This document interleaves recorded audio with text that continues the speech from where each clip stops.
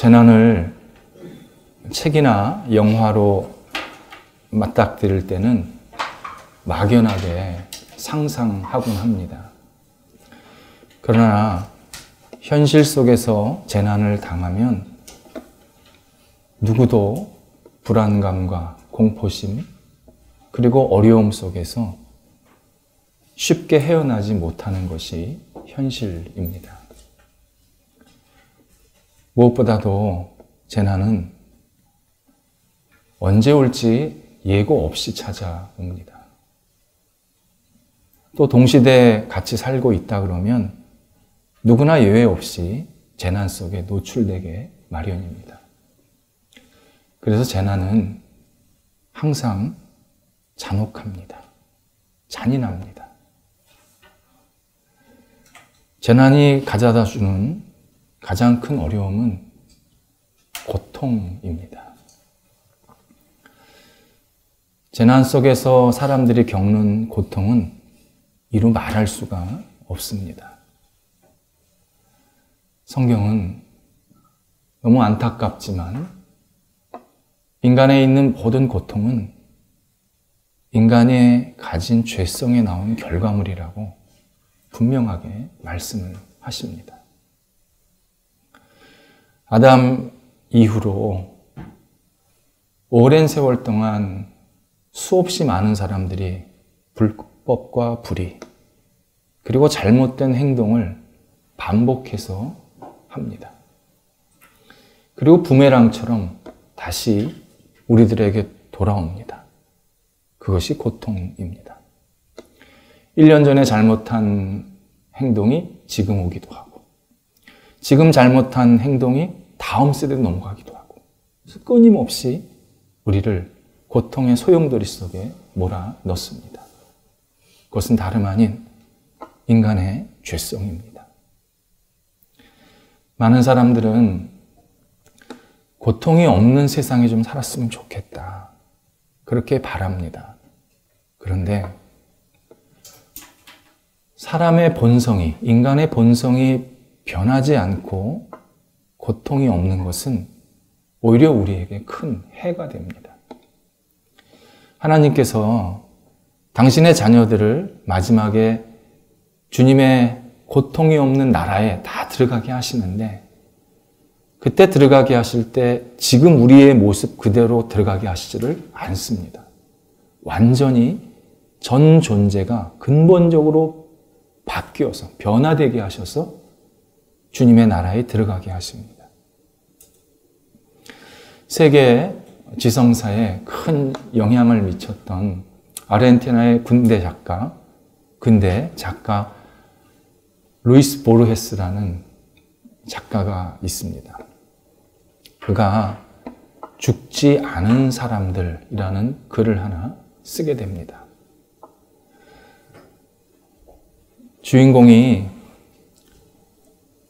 행복한 나라, 고통이 없는 나라, 그 나라를 향해서 여행을 떠나기 시작합니다. 어디를 도착했는데 그 도시 사람들이 죽지 않는 사람들만 사는 겁니다. 주인공은 야, 여기가 내가 찾던 그 도시다. 내가 찾던 그곳이다. 생각하면서 거기서 오랫동안 머물기로 마음을 먹습니다. 그런데 어느 날 갑자기 큰 바위, 계곡, 바위와 바위 사이의 큰 계곡 사이로 밧줄이 하나 내려가는 모습이 보입니다. 그 사연인즉슨 이랬습니다. 한 근로자가 채석장에서 일을 하다가 실수로 그 바위 밑으로 빠져든 겁니다. 거기가 채석장이었던 곳입니다. 다행히도 많이 다쳤지만 이 사람은 죽지 않는 도시의 시민이었기 때문에 죽지 않았고 죽을 수도 없었습니다. 근데 놀라운 것은 사람들의 반응이었습니다. 사람들이 이 사람이 얼마나 다쳤는지, 어느 정도 깊은 곳에 빠졌는지 아무런 관심이 없는 겁니다. 사람이 바위에 빠졌다라는 소식이 전해지고 이 밧줄이 내려가는 데까지 걸린 시간이 70년입니다.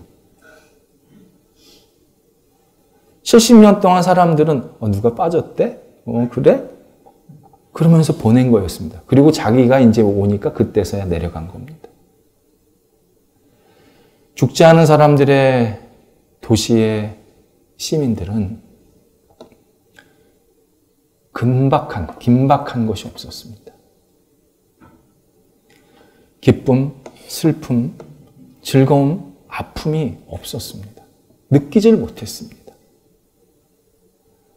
내 가족이나 이웃이 어떤 어려움을 당하면 위로할 줄도 동감할 줄도 몰랐습니다.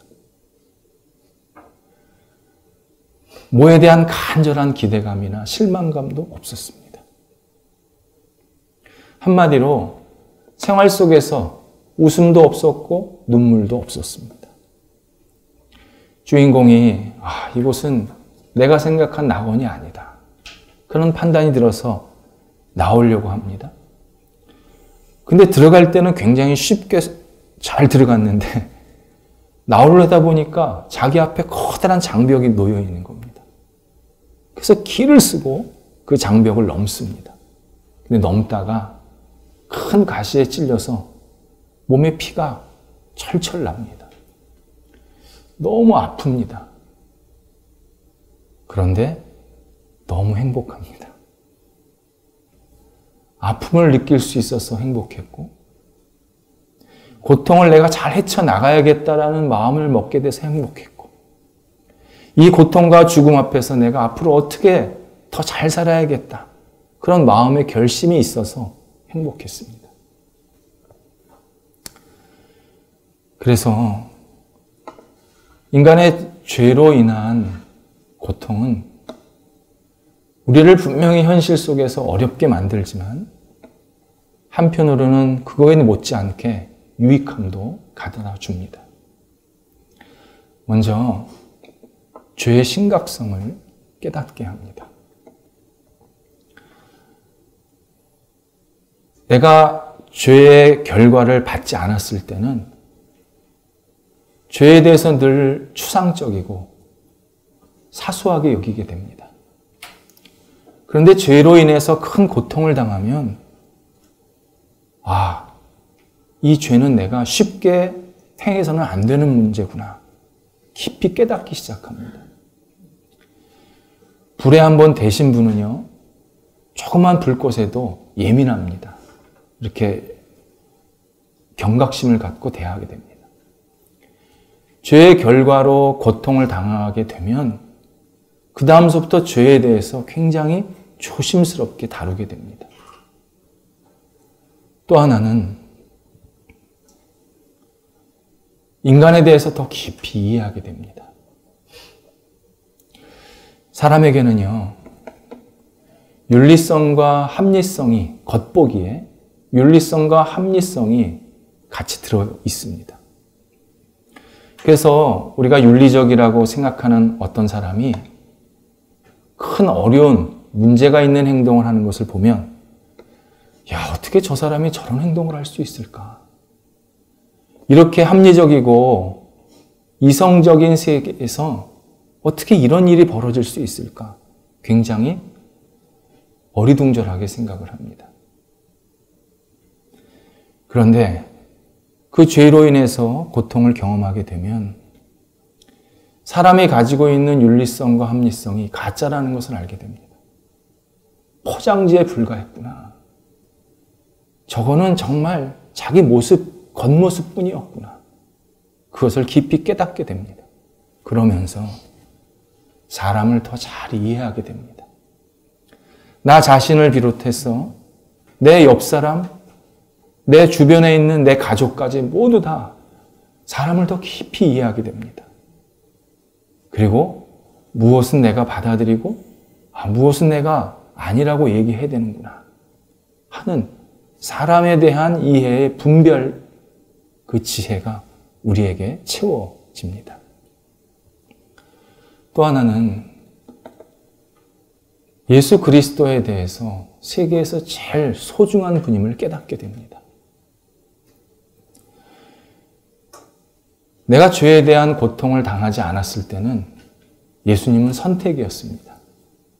믿음은 좋은 것이고, 그리고 안 믿을 수도 있는 것이고. 그런데 내가 죄로 인한 큰 고통을 당하면 내 죄를 용서하러 오신 예수님이 그렇게 소중할 수밖에 없습니다. 사람이 건강할 때는요, 자기의 건강의 소중함을 잘 모릅니다. 그런데 건강을 잃어 아프기 시작하면 내 전 재산을 내놓고 내가 이 건강과 바꾸고 싶다. 그런 소원이 생기게 됩니다. 내가 죄로 인해서 어떤 큰 고통을 우리가 함께 당하게 되면 나를 위해서 이 땅에 오신 예수님, 그분이 정말 소중한 분이구나. 내가 그분 없이는, 우리가 그분 없이는 살 수가 없구나. 그분 없이는 우리가 아무것도 안 되는구나. 그분 없는 세상은 고통 그 자체뿐이구나. 이것을 깊이 받아들이기 시작합니다. 그래서 고통 후에 예수님은 선택이 아니라 그분 없이는 내가 설 수 없습니다. 그분 안에 내가 거하게 되는 그러한 시작이 우리에게 있게 됩니다. 바울은 38절에서 39절에서 비시디의 안디옥 사람들 영적인 혼란이 있었고 많은 신들을 섬겼던 그 안디옥 사람들에게 여러분들을 구원하시러 오신 분은 예수 그리스도밖에 없습니다. 예수 그리스도가 여러분들의 죄를 용서하시고 여러분들을 구원하실 유일한 분이십니다. 강력하게 강조를 하게 됩니다.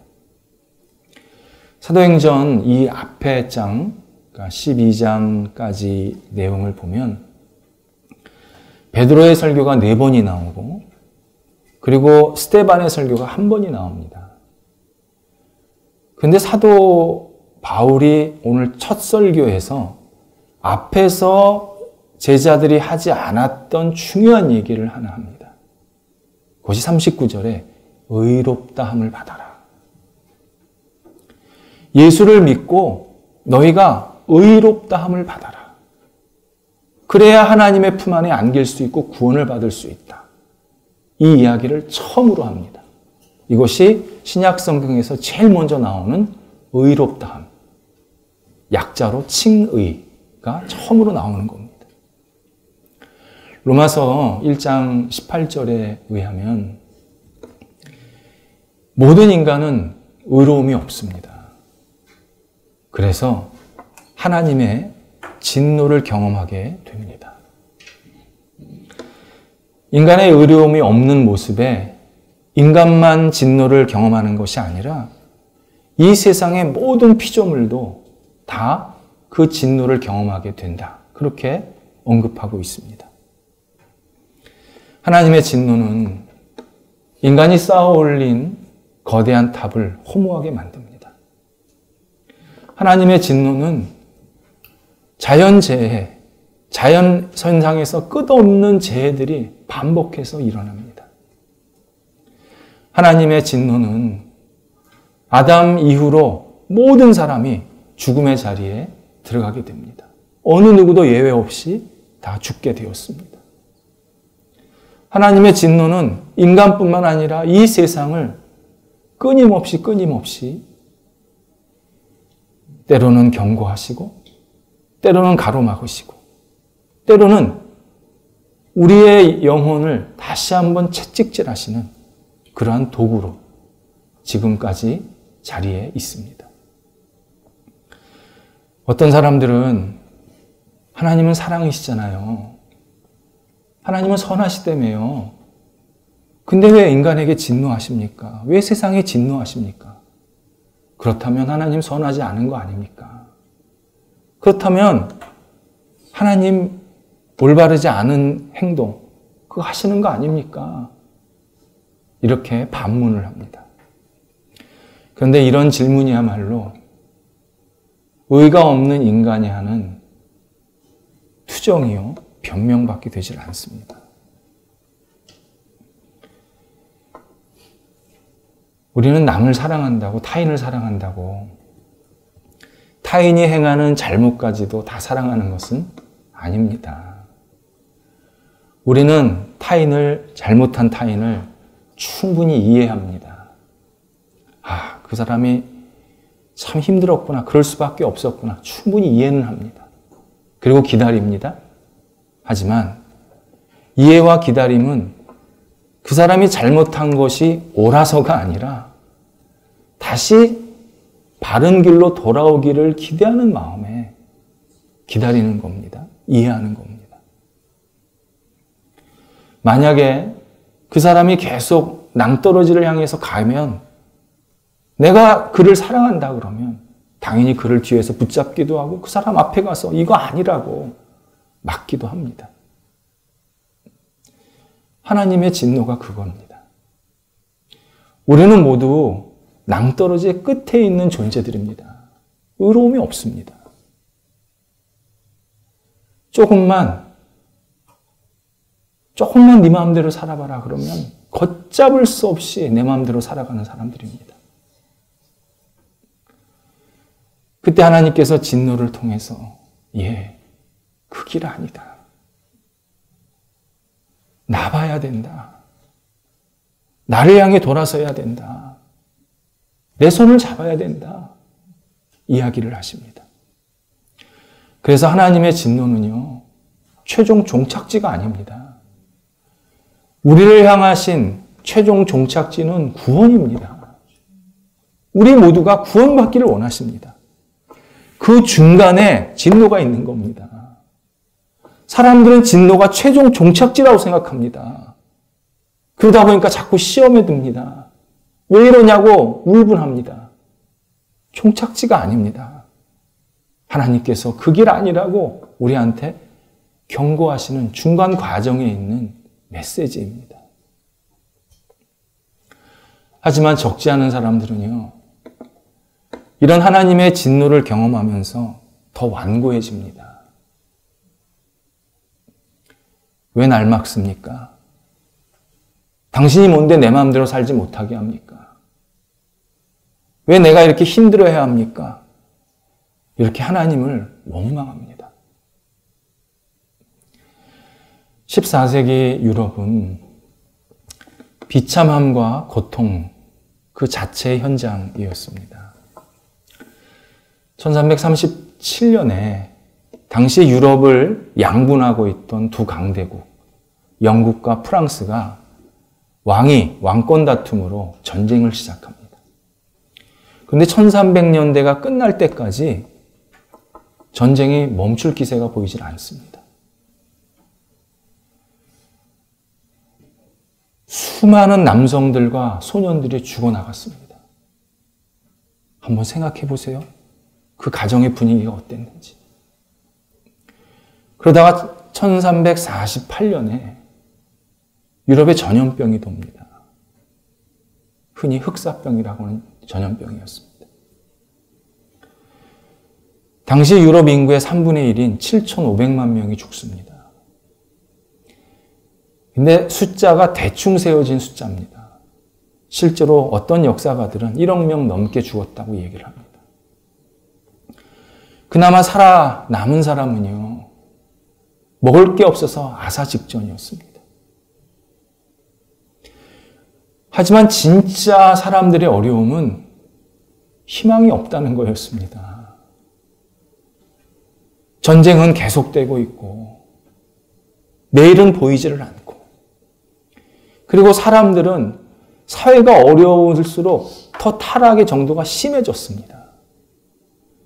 그래서 자기 가족이고 이웃이고 지인이고 관계없이 약탈합니다. 반목합니다. 적대합니다. 사람 사는 세상이 아니었습니다. 이때 교회라도 좀 바르게 섰으면 좋겠는데 교회가 힘을 잃었습니다. 예배를 문 닫았습니다. 교회가 파괴가 됐습니다. 사람들은 갈 데가 없었습니다. 뭘 해야 될지도 모릅니다. 어떻게 반응했는 줄 아십니까? 대부분의 사람들이 신앙을 버렸습니다. 그리고 하나님이 계신데 전쟁이 수십 년 동안 이어져? 하나님이 계신데 우리에게 이런 엄청난 피폐한 현장을 있게 하셔? 하나님을 조롱했습니다. 이때 하나님께서 영적인 사람들과 영적인 모임들을 곳곳에서 세우십니다. 그래서 그들을 통해서 하나님의 뜻이 무엇인지를 계속 사람들에게 전하게 하셨습니다. 그 중에 영국의 놀리치라는 도시에 줄리안이라는 여성 지도자가 있었습니다. 이 여성도 병에 걸려서 사경을 헤맸는데 하나님께서 환상을 보여주신 겁니다. 근데 그 환상의 내용이 십자가에 죽으시고 부활하신 예수 그리스도였습니다. 이 예수님을 환상 중에 보면서 큰 깨달음을 얻게 됩니다. 그리고 주변 사람들에게 이렇게 하나님의 뜻을 전하기 시작합니다. 이런 내용이 들어 있습니다. 세상의 주인이 사랑하는 종에게 많은 능력과 권한을 주면서 너 세상에서 네 능력 발휘하면서 나를 드러내면서 좋은 영향력을 미쳐라. 그렇게 보내십니다. 이때 종은 너무 기뻤고 그리고 주인에게 순종하는 마음으로 그래, 한번 열심히 세상에서 살아보자. 그렇게 출발을 합니다. 그런데 세상에서는 하나님을 거부하고 무시하고 그리고 하나님을 조롱하는 사람들이 자신들의 탐욕을 채우기 위해서 사람을 넘어뜨리려는 계획을 갖습니다. 그리고는 길 곳곳에다가 큰 돌뿌리를 숨겨놓고 그리고 중간중간에 또 큰 웅덩이를 파놓았습니다. 이 종이 힘차게 앞을 향해 나가다가 돌뿌리에 넘어지고 웅덩이에 빠져서 굉장히 크게 다칩니다. 자기의 능력은 발휘하기는커녕 그건 둘째치고 자기가 지금 살기도 힘들 삶과 죽음에서 막 헤매는 그러한 현실에 빠지게 됩니다. 이 모든 광경을 세상의 주인이 다 지켜보고 계십니다. 그리고 이런 세상을 만드는 사람들을 마땅히 징벌을 해야 되지만 그 주인은 다른 마음을 갖습니다. 내가 내 사랑하는 종을 먼저 살리리라. 내 사랑하는 종을 먼저 회복시키리라.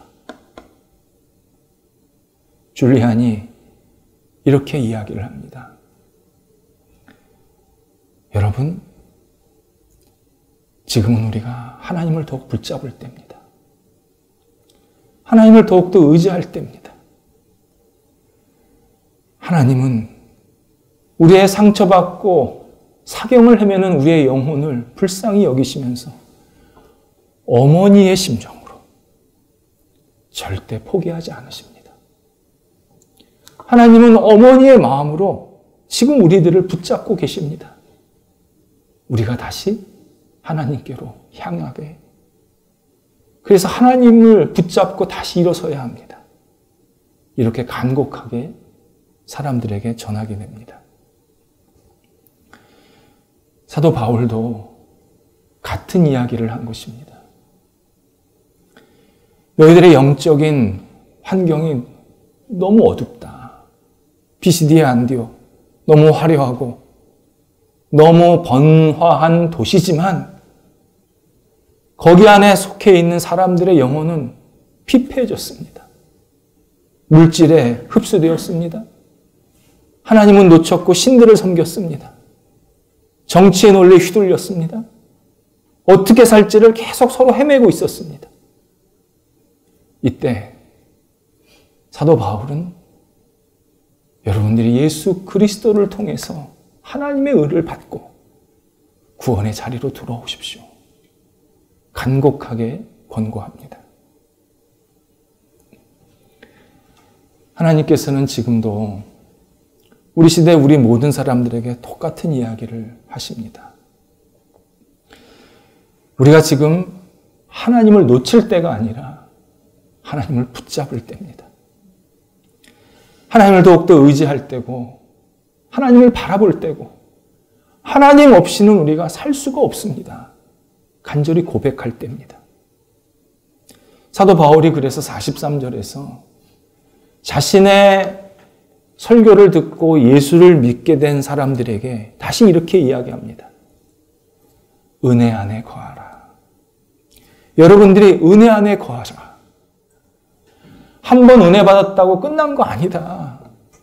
한 번 예수 믿었다고 끝난 거 아니다. 은혜 안에 거하라. 은혜를 더 사모해라. 주의 은혜를 더 깊이 여겨라. 비시디아 안디옥 사람들에게 간곡하게 그의 영혼의 회복을 위해서 사랑하는 마음으로 권고합니다. 사람에게 세월은요, 지나온 흔적들입니다. 흔적이 많다는 것은요, 그만큼 시간이 많이 흘렀다는 겁니다. 그리고 이런저런 일이 많이 있었다는 것입니다. 흔적이 많으면 많을수록, 세월이 지나면 지날수록 우리가 약해집니다. 그래서 세월은 늘 사람을 약하게 만드는 특징을 갖습니다. 세월이 지나면 육신의 약함, 마음의 불안, 영적인 혼란함이 계속 찾아옵니다. 나이가 들면 더 안정이 될 것 같은데 그렇지는 않습니다. 어린아이가요, 세상에 대해서 무서워하지 않습니다. 불안해하지 않습니다. 왠지 아십니까? 흔적이 없거든요. 아이들은 흔적이 없어요. 그런데 나이가 들면 들수록 흔적이 많이 생겨서 세상에 대한 두려움을 갖습니다. 마음은 불안합니다. 영적인 혼란이 옵니다. 이런 현실에서 세상 속에서는요, 잘 참고 견디세요. 이렇게 가르치기도 하고요. 어떤 사람들은요, 그래, 약해지니까 신나게 너 하고 싶은 대로 하고 살아. 그거 나중에 못해. 이렇게 가르치기도 합니다. 그런데 성경은요, 약할 때 기뻐하라. 그렇게 가르칩니다. 어떻게 기뻐합니까? 우리의 약함을 주님의 은혜로 대체할 수 있는 좋은 기회라는 겁니다. 내가 강하다고 생각할 때는 주님의 은혜가 늘 뒤편에 있었습니다. 근데 내가 약하다고 생각할 그때 주님의 은혜를 내가 붙잡으면 주님께서 내 안에 강하게 은혜로 들어오셔서 나로 하여금 더 강하게 만들어주시는, 그래서 약할 때 강하게 된다라는 이 역설적인 신앙을 우리들에게 갖게 해주십니다. 그래서 우리가 기뻐할 수 있습니다. 주님의 은혜는요, 혼란한 시대에 길을 잃지 않게 하는 등불입니다. 주님의 은혜는 나를 최종 승리로 이끄는 하나님의 거룩한 능력입니다. 제가 지난 한 주간 많은 고민과 기도를 하게 되었습니다.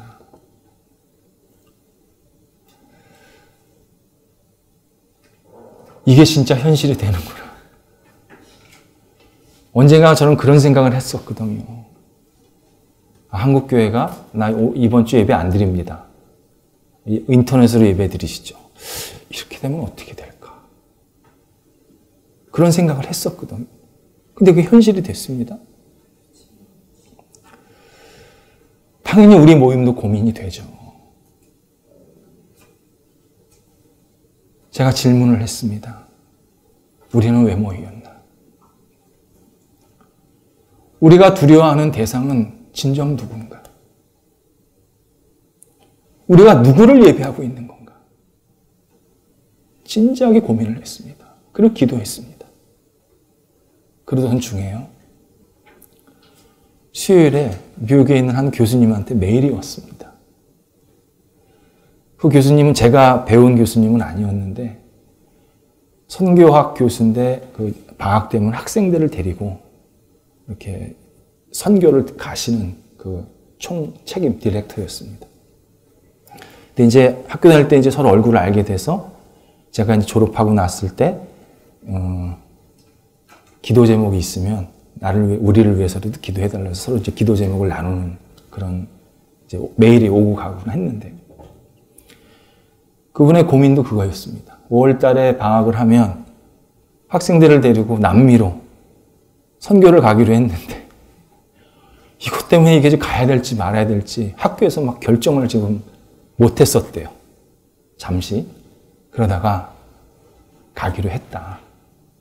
그러니 우리 모임을 위해서 기도해달라. 그렇게 이제 기도 요청이 온 겁니다. 근데 끝에 문장에 제 마음에 팍 와닿치는 문장을 하나 쓰셨습니다. Because of him. 대문자 힘. 그분 때문에 will do that. 우리 이 일을 할 겁니다. 제가 뭐에 맞았던 생각이 듭니다. 우리가 왜 모였냐? 누구를 예배하냐? 누구를 두려워하냐? 그분 때문에 우리가 예배드리는 것이고 그분을 섬기는 것이고 그분 때문에 담대할 수 있는 것이고 그리고 세상 속에서 혼란스럽지만 평온을 가질 수 있는 것은 오직 그분 때문에 그분이 우리한테 있기 때문에 그분의 은혜가 우리한테 있기 때문에 우리가 다시 일어날 수 있겠구나. 하나님께 감사하는 마음으로 모임을 계속하게 되었습니다. 하나님께서 주의 은혜로 이번 한 주간도 우리 모두에게 평온하고 주님을 바라보는 믿음의 깊이가 깊어지는 복된 한 주간이 되게 하시기를 간절히 기도드립니다. 기도하겠습니다.